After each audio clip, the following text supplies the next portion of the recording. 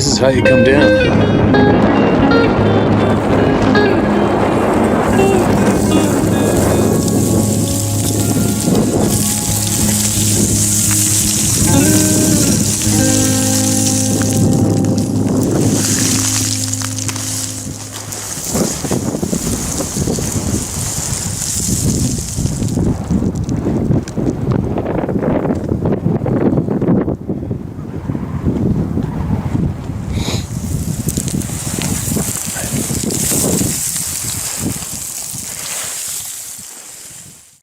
All right, another day, another busy day.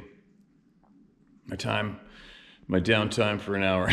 So, me and Adventure Dog, she's ripping around being crazy. Something got in the chicken coop, killed 5 chickens last night. And the snow's too hard to figure out what it is. I think it might be a marten, but I got some trail cameras. I'm gonna throw down a few of them, stack those chickens up just inside the bush and see what's up.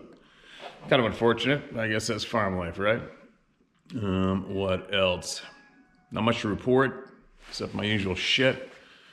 Now I got a couple cords of wood I have to cut and split today, and I have to figure out how to pull my pump out of the well and fix it. It's really having a tough time being told I got to dump $7,000 to $8,000, $9,000 to do that when I know that I've helped somebody pull it up by hand before another property. Anyway, blah, blah. I got to do that before I got to take off. Then I got another road trip to go pick up my truck. A bunch of other shit. On and on and on and endless. Now, probably if you saw yesterday's video to the end, Sarah opened up her store. There's not too much in there yet, but there's a lot of cool stuff coming. That's called howtohuntstore.com. It's an easy way to find it. And there's a bunch of these hats. But there's a bunch of other cool shit coming too. And then I posted a picture on the community page of what I'm gonna get her to put on a t-shirt. Actually, maybe a sweatshirt, because this time of year, so I can wear it with a jacket on it. And it would be fun. It'd be kind of funny in a way to wear a t-shirt like this. I'll put a picture up here beside me and wear that in public. Because not too many people are gonna know what the hell that means, but when somebody does, they know. Well, that'd be funny, almost like a secret side, like somebody pass you by and go, I'm right there with you, or whatever, right? Be interesting. So I think I'm gonna get her to do that. And then I guess maybe some of you might want one too, and we'll start wearing them around the planet and see how many people actually it catches their eye. And you know what else too that could do is that could help a lot of people start talking. Actually, I just thought about it. That could actually help a lot of people start talking to somebody with confidence in public in their own community too, right? Imagine if you had that sweatshirt on and who knows how many people are here watching and they just don't want to share the story. They're just possibly a little too messed up between the ears still from their experience, and they just don't feel confident to type it out and share it. They just want to sit here quietly and watch and listen. And you never know if one of those people sees one of us wearing one of those sweatshirts in public. They might just come up to you and talk to you and say, hey, I'm a member of the same club. And you don't even have to say the word Bigfoot, Sasquatch, or Sabby or anything. You know exactly what you're talking about, right? That'll be an interesting experiment. I'm gonna get her to do it. For sure. Anyway, enough of that babbling. I got a few other helpful videos I'm making and putting on the How to Hunt channel that I feel are very important in helping people in that world too. I'll be up soon. But more importantly to me is to get as many people heard as I can. And here's somebody else right here. This is titled Anson County Experience. ANSON County Experience. Maybe a close encounter, question mark. Thanks for helping me remember this, Steve. I'm in North Carolina. I first found your channel a few years ago. Sorry to hear about your horse and a couple of your postings. Animals are very special beings, pals, companions. When you said the hair on your body was like wire, with my goosebumps, it took me back to one hunting experience that I had immediately. I've had a lot of hunting experiences, but this one stands out by itself, and I had filed it away. It must have been around 2007 or 06 when it happened. I didn't feel fear, or I was scared a little, but did not smell anything. I was in a lock-on stand very early in the morning, about 14 feet up in the rain, waiting for the front to move on. I've been camping since I was 10, so rain or cows. So rain or cows is not a big deal? I don't know, that was a typo. Cows is probably a typo. I woke up hearing, oh, sorry, here we go. I woke up hearing cows walking around me when I was 10. I know what rain and drip sound like, but what I heard sounded like heavy footsteps. First, one side of the tree, then the other. A cat or predator would not make any noise at all. Agreed. It was so dark, you could not see your hand in front of your face. Close your eyes, the same view is there. Very dark. I did not hear any footsteps leaving or any coming. Not anything at all. I felt scared, and I don't know why. Okay, that's freaking odd, because I had like 5 or 6 bulls got loose in my previous home from like a mile away, and they were out in the yard, and it woke me up, and I could hear the footsteps on the ground easily, but you as well hear them breathing and snorting and doing their regular cattle activities, right? So yeah, you would have heard them breathing and snorting and carrying on. You would have heard them coming and going easily. This happened about 40 yards from a UT to the PD River. I've not shared this experience at hunt camp when I got back. There are some things you don't share at hunt camp. I felt when it got light enough and went back, I left when it got light enough and went back to the four-wheeler about 100 yards or so behind me. I mean, the experience was like it was yesterday. Only one of the many trips to the woods did this happen. This area was very remote. It was in investment timber properties, 5,000 to 6,000 acres, 8 or more big tracts, maybe more, that was leased as a hunt camp, west of Rockingham, North Carolina. Cougar/big cat. As I was driving to the same hunting camp early one morning, about 5:15 a.m., I left the house about 3:30 a.m. when I saw a golden retriever running through a peach orchard to my left.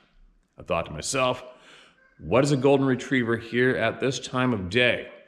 Then it jumped 15 feet from the center of the road in front of me and up the 4-foot bank and into the woods, and made me wake up fully. Was the long rope tail with the end upturned like a cat jumping. I was very awake and excited when I reached camp a couple of miles away. My eyes were like saucers, they told me. Funny thing is, animals don't read books about where they're supposed to be or how they're supposed to act. The state biologist told me, and a friend in Scouts told me it was something else, but I know what I saw. They said there are no big cats in North Carolina. Thanks, Steve, what you do. If you can get to a dollar store, you can get $1 readers. I get 10 at a time and put them all around. Thanks, Lars. Thanks, Lars. I know, man. These ones are kind of nasty. I go through them like socks. I'm not even going to frickin' deny it for a second. There's these little 3-packs that I buy here at a time, and they seem to work out for a while anyway. This one seems to hope they're probably scratched or dirty, I don't know, but screwing me up. But anyways, on the big cats thing, you know, just for wolves as an example, there was a collared wolf this wolf was collared, I think, not too far from Fort St. John. Figure out where that is on the map of BC. That wolf went all the way down to southern Washington state and then back up again. Go figure. Yeah, there isn't a border anywhere on this continent for any big predator, period. For people to dictate a statement and say, there's no cougars in North Carolina, there's no cougars in West Virginia, whatever. They're idiots. And furthermore, we've already had Fish and Game wardens, people associated, contact us and email back and say flat out, they know for a fact that they are told to deny it, and if they don't, then they will lose some kind of study money or some damn thing. Adventure dog's back. So anyway, I'll guarantee you saw a cougar. I will guarantee it. Not a doubt. A friend of mine saw a big black cat in Tennessee, turkey hunting. Scared the shit out of them. They're here. They travel long distances. People to say they aren't here. So ridiculous when people say shit like that.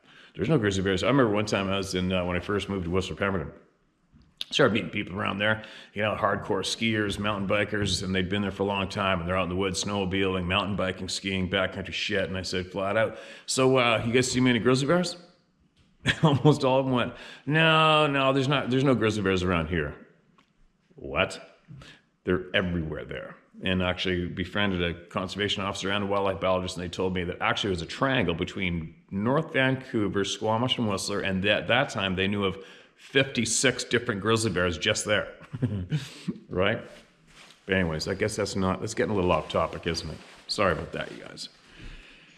Anyway, thanks for that share, man. You know what you heard. And there's not much else that can make you do that, and especially make you knee-jerk want to write a story about it and send it to us, right? That was a major impact on you. And we've all been there. Lots of us have been there. The club of no return, right? Now, this one's titled, Didn't Make the Club, But. Hi, Steve. My name is Maggie, and yes, you can use my name. I live in Arizona now, but I grew up in Southern Oregon. I lived 20 years in Reno at the base of the Sierras. This incident happened around 1975, late winter, out on the logging roads off of Clover Creek Road in Keno, Oregon. My dad, two older cousins, and I were riding back to the trucks to load up and go home. It's important to know that my cousins were always way out in front, sometimes out of sight. So they took off, and Dad and I were in a dead heat as usual, but I was behind him. Both of us were full throttle, probably around 50 miles or so an hour, trying to catch up to my cousins. I was behind my dad about 20 yards so that his snow dust wasn't flying into my visor. And suddenly, on a long, flat straightaway, I got the distinct feeling that something was chasing me, trying to grab me by my collar. Whoa. We kept going, my thumb crushing the throttle. Tried to go faster to catch up to Dad, maybe run alongside him. I peeked back about 10 times because I was positive something was trying to grab me. I kept pushing my sled, but there was no way that I could catch up to Dad. I couldn't go any faster. Oh, that'd be a shitty feeling, comboed up with the feeling you're having. So I finally got the nerve to turn my head over my right shoulder to look instead of glance, and that's where the feeling was coming from. My eyes must have been the size of silver dollars. Kind of funny now to imagine the look on my face, but I was terrified like never before or ever again, minus some unrelated nightmares. I looked the first time, and all I could see was sparkling snow dust all around the rear of my sled. I turned back to make sure I still had distance. Dad liked to mess with me and such. My distance was fine, so I turned back to look behind and saw my snow dust, but there was like a white string-like image that was higher than the dust. This is the detail that I completely blocked out until. Last summer, I made my second annual trip back to Klamath and spent a week in my BFF's cabin. I never thought about Sasquatch at first, but I was worried about the bear that left prints by the deck the week before I got there. The bedroom that I stayed in had a window that was basically at eye level to me right next to my pillow. Now I have horrendous insomnia. I went 10 years averaging about 2 to 3 hours a night. Oh, that sucks. However, back home in Oregon, I slept at 3 different houses and slept like a rock. It was unreal and I couldn't get enough. I took a lot of naps up at the cabin. It felt like I could sleep forever. But one night, I had a dream that a young Sasquatch peeked in at me while I was in bed. He had a sweet, curious look on his face, and he smiled at me with a twinkle in his eye. I blinked and he was gone. Now, because of that dream, that honestly kind of shook me up a bit. I started looking into the subject, and yours was the first BF channel I found. I've been catching Can-Am Missing, Dave Pilatus, and because of that, your channel was suggested to me by this platform. Dave's channel was the catalyst to remembering my terrifying snowmobiling experience. That dream and watching Dave's channel is what made me remember the terrifying feeling and the white, stringy vision in my mind. I now suspect that vision to be the hair of a Sasquatch that was chasing me. The instant that I remembered this, my jaw dropped. Was my feeling accurate? Was a being really trying to abduct me? Was it a effing Bigfoot? So, I can't say for sure, but that would explain my intense fear and the vision that I blocked out probably before we even got home. This isn't the only weird feeling that I've had, by the way, but never like something was going to snatch me off my sled at 50 miles per hour.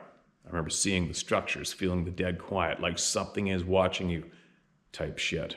I never suspected Sasquatch. I thought the structures were old Native American structures. Anyway, this channel's helped me make a sense of this issue, and I really appreciate everyone sharing. Steve, your cojones must be the size of boulders. Never stop being you, and Thanks so much for spending all the time and energy this channel consumes. Love from Arizona. Maggie. Not quite in the club. This. All right. Oh, good. Adventure dog finally laid down to be good instead of chewing on shit.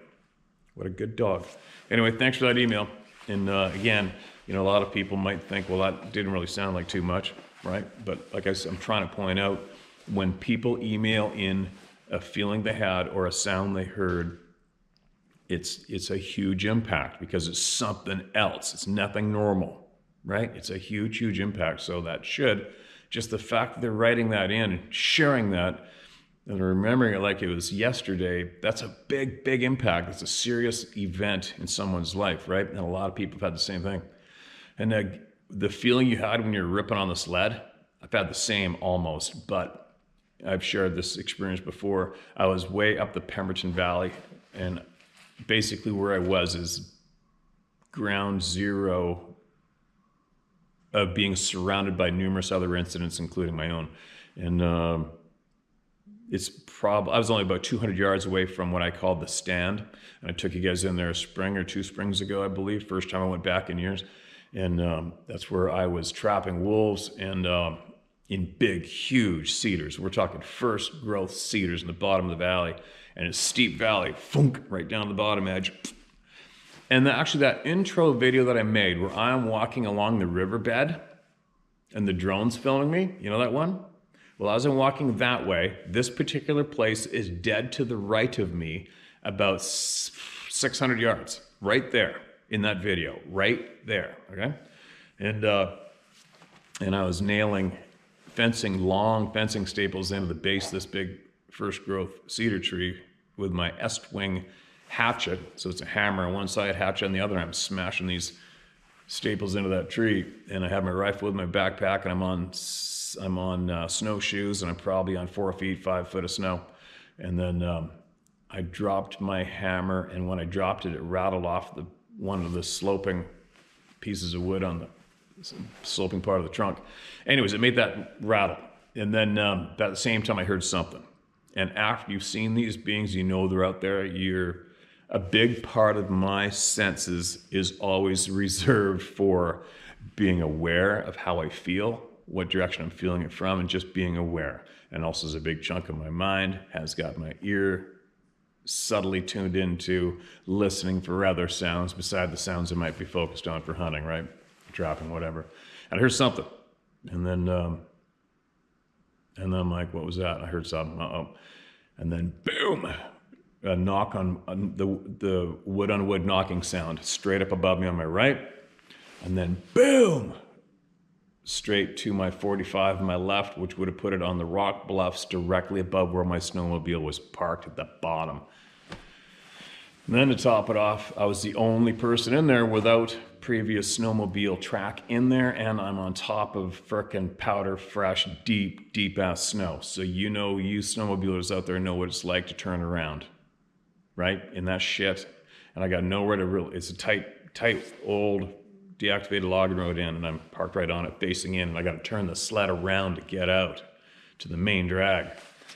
So all of you who know, you know what that must have felt like, right? But anyway, so immediately I just looked at the ground, threw my stuff in my backpack, and obviously every hair is turned to wire, and I'm looking at the ground, and under my breath, I'm just like, just leave me alone. Just leave me alone. I'll put a hole in your head if I have to. Don't have to leave me alone.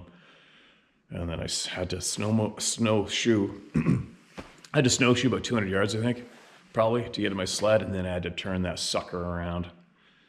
And stressed right out. And I don't even remember how many tree knocks I heard going back and forth. But what I thought it was me blasting on that big cedar tree in the valley bottom. And possibly one hearing, I don't know, thinking, is that you? Bam, no, this is me over here. Bam, well, I'm up here. Boom, well, I'm right here. What's down there? I don't know. Let's go. Who knows? Whatever, right at the time. But I guess now with the knowledge we have now, I already know they know exactly what I am and who I am and what I'm doing. I know that for myself with confidence now. But anyway, so I got my sled, turned it around, stressed to the max. We're talking 20 out of 10 level stress. And then And you're just hoping to God these things aren't going to chase you and mess with you. You're just hoping, God, don't chase me. Don't chase me. And then I pinned it out to the main drag. I had to slow down, and I got on the main drag, and then I really pinned it. But I didn't look back. I didn't want to look back. I didn't look to my side. I didn't look to the side at all. I looked straight ahead, and I pinned it all the way back. And another reason why I pinned it is because another guy I know, very A-type, strong, kick-ass mountain dude, mountain horseman, big game guide, lives in Alberta. And his brother told me that he had one of these things paralleling him in the timber, effortlessly keeping up with him on his sled as he's absolutely shitting himself, pinning it. And this thing's just cruising along right with him. And that's always in the back of my mind, especially when I know exactly who this person was, and there's no freaking way this dude would make that one up and share it. But anyway, that was just a creepy thing for me to visualize. So, like you, pinning it and having that feeling, well, I didn't quite have the feeling that something was chasing me, but I had that feeling of they are right behind me, and if they are coming up and running along, I don't want to know about it. And it's a real insecure feeling, right? It really sucks ass. And another time, about 3 years ago, I was exactly where, do you guys remember that video I made? I said, Sasquatch or not, I videotaped what we saw, however I titled that video, where the ground was all flattened out and all those trees were snapped off. This basically the same height, 4 or 5 in a bouquet with the roots out, thrown on the ground, and not a piece of that soft bark scraped anywhere.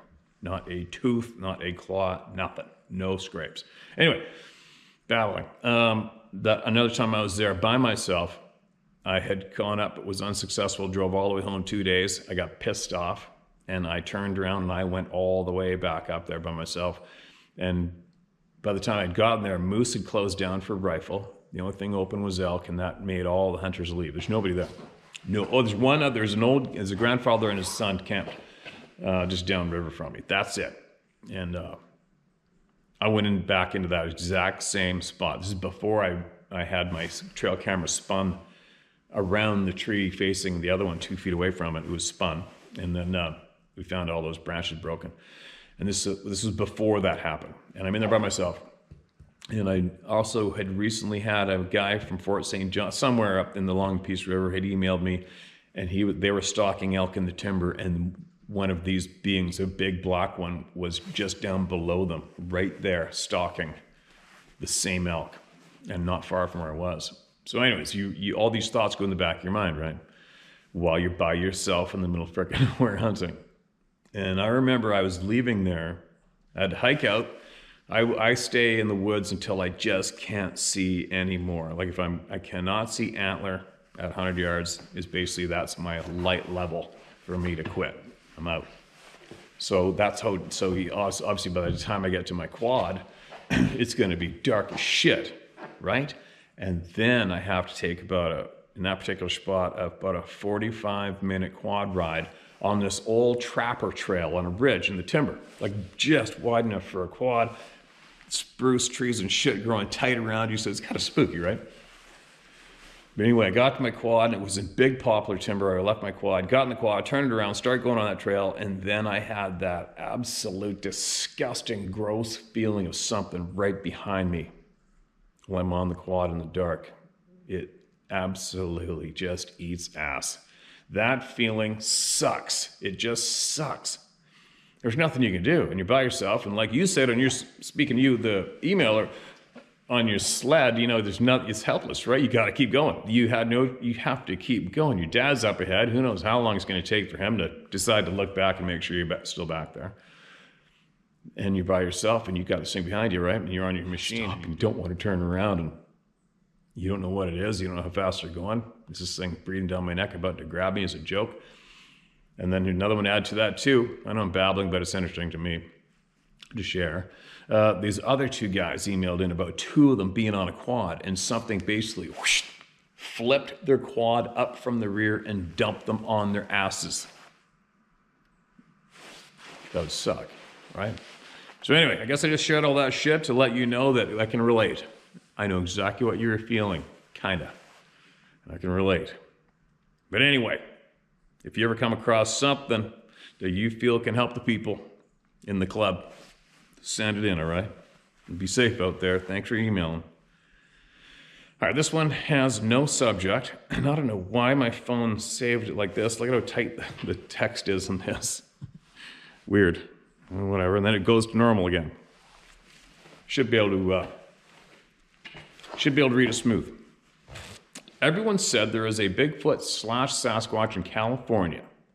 I had never seen or heard one till one day we were pulled over on the side of the road by Avilia, A-V-I-L-I-A Beach, sitting on the hood of the old Mercury, listening to the cars drive by on the freeway, smoking a cig, talking about what we were going to do that day. So we started kissing, because, we were younger, haha. Anyway, all of a sudden we heard something crashing through the bushes. My boyfriend told me to scream, and I was like, ah! Not really thinking it would matter, because whatever it was big and tearing through bushes, and it was coming so. My fiance yelled, okay, there's no punctuation in this, all right, you guys? So my fiance yelled, no, scream like you mean it. Well, I did as loud and as long as I could. A real Jamie Lee Curtis scream, straight out of the movies. Ah! Well, whatever it was stopped in its tracks. We got the hell out of there and asked each other what the F was that. We never went back that I remember because we were too scared. Mountain lions and bears are all over in California, but lion hunt their prey silently, and bears usually go the other way, and wolves usually run in packs. A badger don't usually attack people, and it was silent, except for the snapping of branches. Well, I still don't know what it was. Oh, and then it goes into the same email again. All right, hold on a minute. And that was it. All right, there you go. Short to the point, but it had enough impact to share it. Who knows what it was? Got a feeling I know what it was. Here's another one titled, My Experience. Hello, all willing to acknowledge the unexplainable. I recently had an experience I cannot figure out. I'd like to remain anonymous if possible. In case there's something to my experience, I believe parents in my area should be aware of it. Oh my God, thank you for you. My sentiments exactly. Location, Onslow County, North Carolina, O-N-S-L-O-W. My particular neighborhood is next to a large military installation. As a kid, I was raised outside, hunting, fishing, camping, and looking for reptiles in the woods in northern Minnesota. I've had a few encounters with wildlife that have made my butt pucker, but nothing has come close to what I observed in my own backyard. I have to say I'm not a fan of feeling like prey, and this was worse than having a mountain lion walking outside my blind. At least when I encountered the mountain lion, I had my Henry 30-30 and confidence I could handle the situation.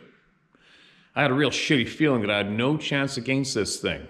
This particular evening was dramatically cooler in temperature than the current heat waves, probably around 75 to 82 degrees Fahrenheit. The humidity had lifted as well. I left my back patio light off while running my pup outside.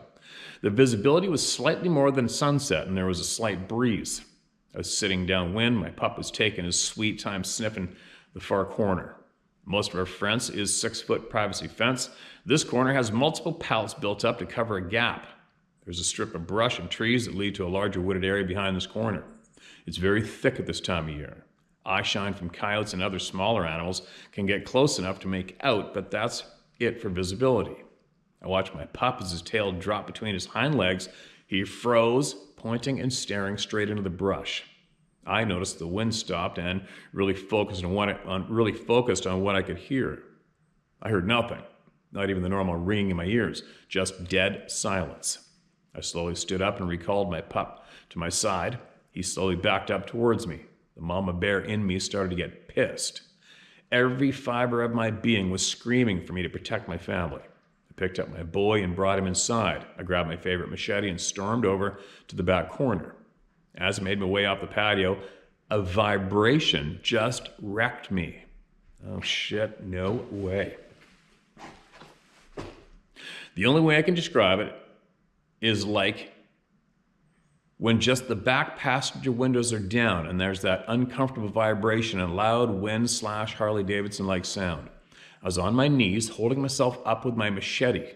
My arms and legs felt heavy. I felt drunkish and suddenly dripping sweat. Now I'm really pissed. When the actual F is happening, I get the feeling of eyes directly on me. I get up and move to the side of the fence. There's definitely something large breathing in the brush. I couldn't have been more than 2 yards from the breathing sound. From my experience, it did not sound like a bear breathing, nor did it sound like a canine. I found exposed rock and slapped my machete on it, hoping to force a reaction. I hear nothing but the breeze and a neighbor's donkey. I poked my head around to see through the pallets into the brush. I couldn't see anything. And then a smell hit me. It was like a wet dog and wet feral hog combined. It was condensed to a darker area of brush, so I used the flashlight on my phone, only finding more thick brush. My mind is literally blown. How did this thing move off without me hearing it? There's no way. I should have heard something moving away. I backed off to my patio and waited, just listening for anything. After a few minutes of hearing the normal neighborhood sounds, I went inside. I've had an experience like this before, and I cannot stress this enough. It's on loop in my mind now. Part of me hopes to never have that experience again, but I also want to see it and make solid eye contact. I want to be able to see it and accept it all. Accept it, I think. I'm a veteran, and I love the outdoors, but whatever it was in my yard terrified me more than anything I've ever experienced before.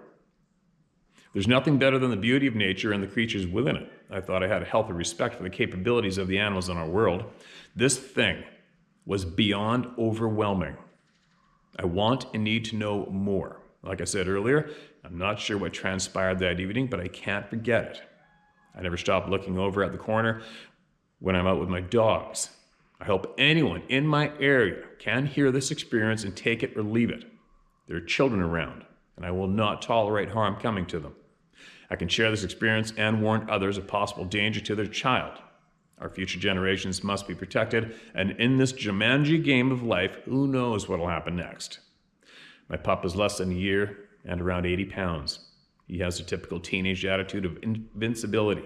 This thing caused an instant full stop in his behavior. Thank you for your time. All right. Love it, sort of. I don't love the experience or the alarm.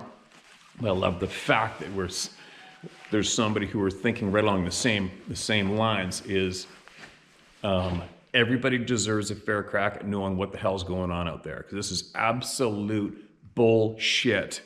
We're not being informed, right? But then again, like I said earlier, and I've come to the realization years ago, does the government have something I need to know about from them? F no. They can ram it up their ass. Period. I need nothing from mainstream or my government. Absolutely nothing when it comes to knowledge. They will not give us true factual knowledge. Period.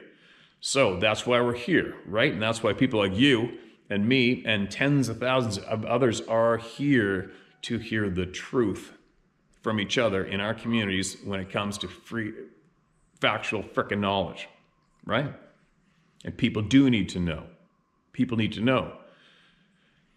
All right, I'm going to tone it down because that's obviously I'm very passionate about that part of all this shit show going on.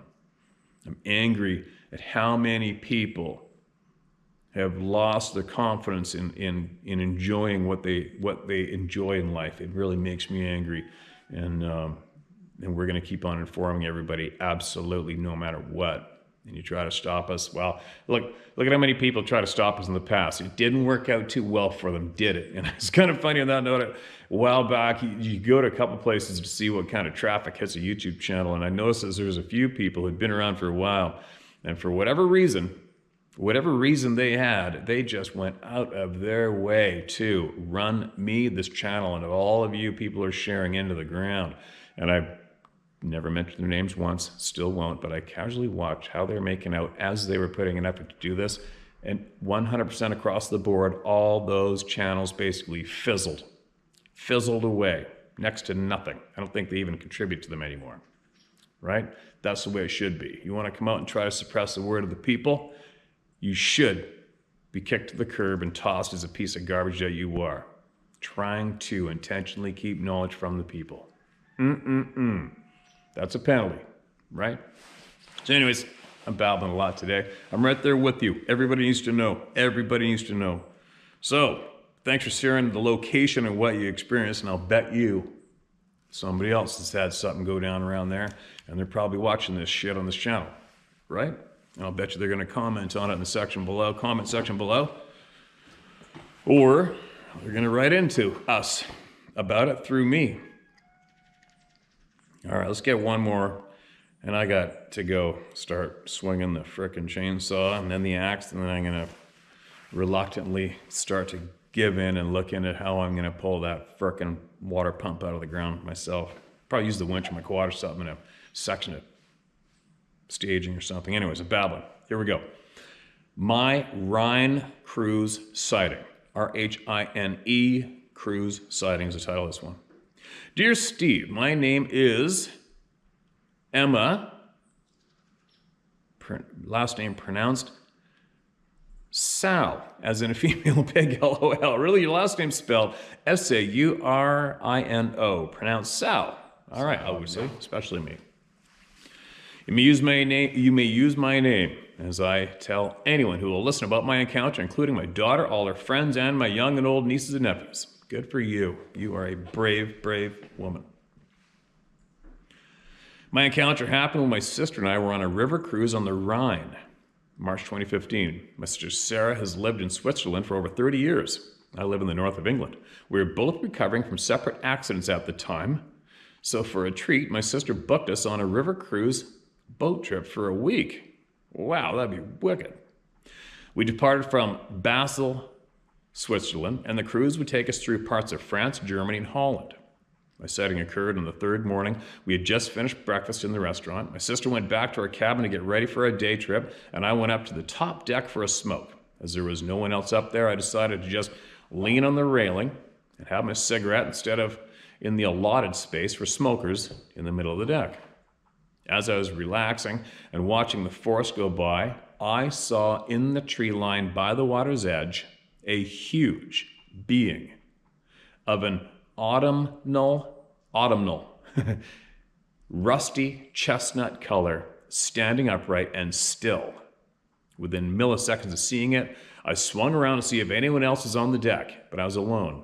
I kept my eyes on it firmly, on it for about 90 seconds until the boat slowly took my view off of it. In that short time, I could make out its longer hair on its arms moving in the light breeze. Its arms hung down to its knees and had hair all over, apart from its nose and its eyes area. And it was tall in comparison to the very tall trees. I'd say at least 9 feet tall. I've tried to work out how far away it was, and we worked out maybe 50 feet away. No shit. You got a one hell of a good look at that thing, and the thing got a good look at you too. But I was elevated and I had a great view.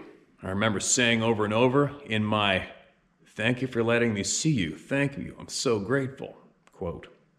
My sister and I found out that it was part of the Black Forest in Germany that we were moving through that day. It is a day I will never forget. I want to share for all your other European listeners. They truly are everywhere. Thank you, Steve, for all your hard work and giving us a safe and honest channel to share experiences and for all the beautiful backdrops. And yes, thank you, too, for your wise and biased, truth-filled rants. Appreciate your efforts very much. Feel free to use our names. I'm 55 now and don't give a monkey's what people think.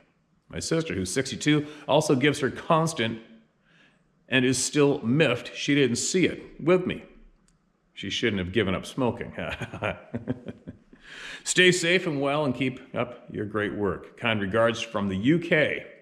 Also is disbelief of the state of play in our world today. I pray for better days for all of us. Thanks again, Emma. Emma, absolutely appreciate you. And welcome to the club. Right? Wow, man, that you got one hell of a frickin' eyeful there, didn't you? What an impact, right? What an impact. I wonder how many days you go through without thinking about that day, or at least the vision. You know, it's just daydreaming. All of a sudden, it's like, burnt. You see a quick little picture of it in your head. And you see that thing. But anyway, That's a new location. I would have remembered if you said that, if somebody had emailed about a river sighting there before. But now that you broke the ice, who knows? Who knows how many more people have seen that? Probably, possibly even the same one, right? It's funny, when I've been in camo head to toe and I see somebody coming on a quad or walking or whatever, I'm getting close to the road, or I'm right beside a road and I'm waiting for people to go by because I don't want anybody to see me. I don't want anybody to know where I'm hunting. And humans are typically so easy to avoid, elude, or not be seen. Humans are way, way too easy. Especially once you've been, a professional paid hunter. I don't know how many times, if I see somebody coming, I know that as long as I stand there, wide open to them with camouflage on, typically, or, neutral colors. And if I see humans coming by, and I'll do it just for the hell of it, and I will stand there wide open, leaning against a tree or whatever, a little bit of something behind me to break up my line, and I'll just tip my hat down a little bit like this so they can't see my eyes, and I'll stay there absolutely frozen, just out of curiosity to see how smoothly they go right by me and don't see shit. And so far, 100%. People just don't see that form normally, right? Even though it's right in front of them. You got to be looking for it. Or, like you say, it's that lucky moment when you're standing there and you glance over and bam, there it is, clear as day, and you can't believe it. Holy shit. Yeah. Crazy. Oh, I guess what I was getting at sharing me standing there was, I wonder how often that being and more played that game too. Oh, here comes that riverboat. I'll bet you if I stand here, nobody's going to see me. Nope, nobody saw me again. There they go. Right? I'll bet you it's a game that sucker plays. I would. I've done it. But anyway, we got to get going. Had a few, Sarah texted me that a bunch of people emailed her from the UK and Australia about how they can get stuff from her store, the hats, etc., and the other shit that's coming. And this is the deal with the shipping. So I went with her. We went for coffee, went to the post office to ask some questions, and the post office closed. We went to Staples, and they were a shipper for UPS and FedEx. FedEx wanted, I'm sorry, I was wrong the other day. I thought it was 74, it was 47. FedEx wanted $47 to ship a hat across Canada. Right? Even just putting in a little dimple envelope. $47. I go, yeah, no way. So then we went to the post office when it opened up. It turns out it's $20 to ship a hat across Canada, and I gave her my friend's address in Alabama to see how much it was to ship down there. $20. So there you go. And then she also looked into it and she thought she read it was $16 to go to Australia. I'm like, what? That doesn't even remotely make sense. So she's left out the UK and the Australia part just for right now, and she will get to the bottom of that, I think, today. And then she will have everything available to all you in the UK and Australia. All right? But she just can't do it yet until she confirms the shipping. So her prices in North America are all include the shipping cost. There you go. Message passed on. I'm done. Now I'm going to wake up Adventure Puppy, go change, fire up the chainsaw, start getting my shit done. And, and I'm going to get her to put the that picture I showed earlier on something. I'm going to get a sweatshirt. Maybe she'll make a handful more for everybody out there too. So share my story at howtohunt.com to get the knowledge shared, get something happen in your community shared that you want everybody to have a fair crack at knowing about. All right, do it here if you want, do it yourself, do it somewhere else, but just make sure you do it. Speak out loud and share what the hell's going on in your backyard. And the store for all this shit is howtohuntstore.com. Probably put a link in the description below, or a drop thing, whatever the hell. It'll be out there, you can find it. I'll be back later. Be safe out there. Well, Adventure Puppy, what do you think? Should we go do something fun? Get some work done? Can't just lay around here, you know. You didn't come here just to lay around. You got to come outside and earn your keep. What do you think? No? Come on, let's go. Let's go. Let's go. Let's go, Adventure Puppy.